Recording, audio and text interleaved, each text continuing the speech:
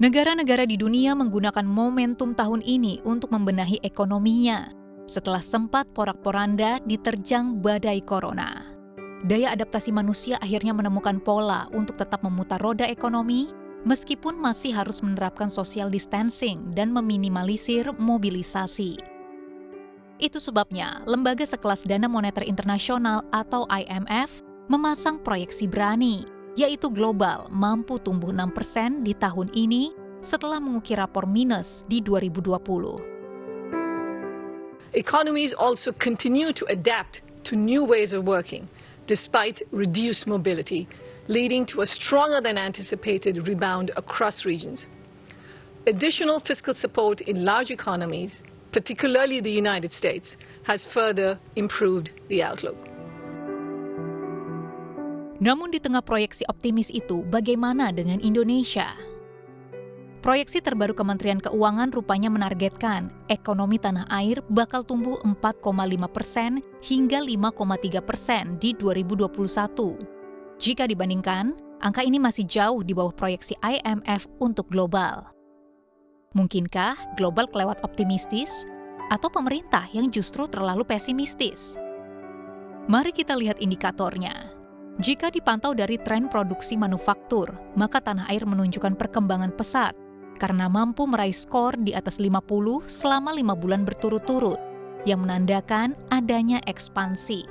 Selain itu, pemerintah juga masih menyalurkan bantuan program pemulihan ekonomi nasional untuk perlindungan sosial, kesehatan, mendukung UMKM, usaha menengah besar, hingga usaha padat karya yang menyerap banyak tenaga kerja. Lalu benarkah angka-angka ini sejalan dengan yang terrealisasi di lapangan? Kenyataannya, optimisme dunia usaha masih meniti jalan untuk bangkit kembali.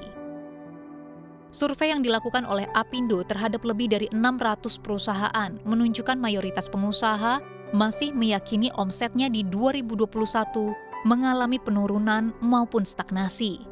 Sedangkan yang optimis bangkit kurang dari 1/4.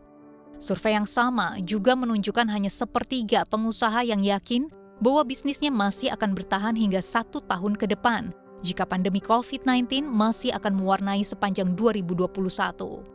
Selain itu, hampir 60% pengusaha mengaku kesulitan untuk membayar kembali pinjaman mereka di bank. Hasil survei ini menunjukkan masih banyak usaha yang napasnya tercekik imbas COVID-19. Salah satunya sudah pasti sektor pariwisata. Jadi memang pasti positivity rate-nya tinggi. Nah ini juga mungkin jadi perhatian pemerintah untuk mulai berani sedikit melonggarkan untuk pariwisata ini. Karena pariwisata ini beda dengan manufaktur seperti tadi Pak David sampaikan. Kalau yang manufaktur mungkin tidak ada masalah ya, karena dia kan produksi barang. Tapi kalau pariwisata ini terkait dengan pergerakan manusia. Jadi tanpa adanya kelonggaran untuk pergerakan manusia maka akan sulit. Jadi, inikah penyebab target ekonomi Indonesia masih berkisar di 4 dan 5%? Memang kita tetap pakai 4,5 sampai 5,3. Ini teman-teman sekalian mencerminkan ketidakpastian yang masih ada. Tadi kita tunjukkan secara global bagaimana seluruh negara di dunia itu mengantisipasi tambahan risiko dengan adanya varian baru, dengan adanya gelombang ketiga dari kenaikan kasus per hari di banyak negara. Banyak negara ini memang harus lebih disiplin lagi. Indonesia cukup disiplin sehingga tadi kita lihat tidak ada kenaikan kasus, bahkan kita sangat disiplin sehingga menghasilkan performance yang sangat baik. Ini dia ketidakpastian yang dimaksud, ancaman keberlangsungan vaksinasi massal. Pasalnya serangan gelombang ketiga COVID-19 di sejumlah negara dan menjangkitnya virus COVID-19 varian baru menyebabkan sejumlah negara produsen vaksin memilih untuk mengembargo pengiriman vaksinasi ke negeri lain. Imbasnya pun dirasakan Indonesia, di saat jumlah masyarakat yang sudah divaksinasi masih jauh dari harapan. Per 8 April 2021, baru terdata 4,5 juta penduduk Indonesia yang memperoleh vaksinasi COVID-19 secara lengkap, atau setara 2,6% dari total penduduk. Padahal, untuk mencapai kekebalan komunitas atau herd immunity, Indonesia perlu mencapai angka 70%.